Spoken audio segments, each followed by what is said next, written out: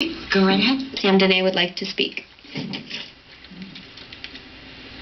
Sam Dehne, the DNA of Reno government, and I will not speak quite so loud now because I'm going to just take a chance that the propaganda machine up there got some orders from these people here to record Sam from the front. We'll find out if that worked out or not, or maybe the media mouses said, hey, Sam's on to us. We got to get this thing going straight.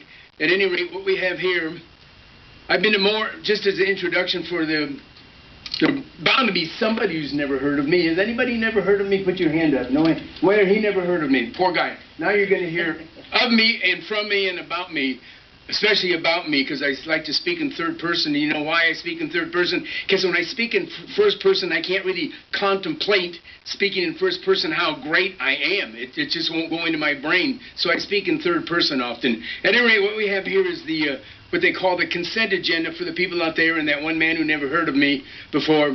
The consent agenda is we're going to vote on a whole, and I'm going to say something kind of nice, I think, at least for Sam. The consent agenda is where they're going to vote on all these things at once, supposedly without anybody even talking about them unless somebody wants to pull them off. And you think, well, that's kind of housekeeping and that sort of thing, and you can look at the agenda. Well, I kind of quickly added up $3.5 million worth of items that they're going to vote on in favor of, I'm assuming, without... Basically, here's one thing all by itself, $2 million at any rate. And they're going to, so all I'm saying is that bottomless pit of money that we had, oh yeah, there's the chief of police, the man I nominated to his job. Still haven't gotten a thank you from him, but now I know why. At any rate, the concept is that they're going to vote on all of these things, and that means that the bottomless pit of money that had dried up several years ago must be filling back up again. The previous city manager, Charles the Magician McNeely, like he said, you got a bottomless pit of money. And then it ran out and he left town. Somebody else came in and now we have this new person that, as a matter of fact, I nominated her.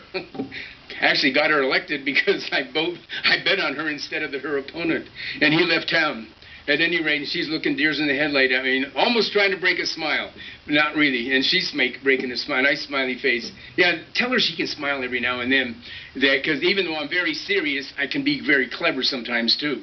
At any rate, the last thing I want to talk about is marijuana, since I was the driving force that brought medical marijuana and pretty much so recreational marijuana to Reno when they were dragging their feet on it. And I said, hey, people are dying, they're sick, it's legal, let's do it. The very next week they started, and now we have, thanks to Sam, 7117, that's the motto, 7117, which is related to the date that Sam got marijuana legalized in Reno. And for those out there who are worried about it, the judge down there in Carson City says, yeah, he's going to put things in abeyance, and there's going to allow delivery of marijuana to all these places, so all of you drug fiends out there, you can get down there and there's recreational marijuana available and medical marijuana. Thank you. All right, thank you. Thank you. Thank you. Madam Mayor, I have no thank further that guy over public there, I comment guess. today. All right.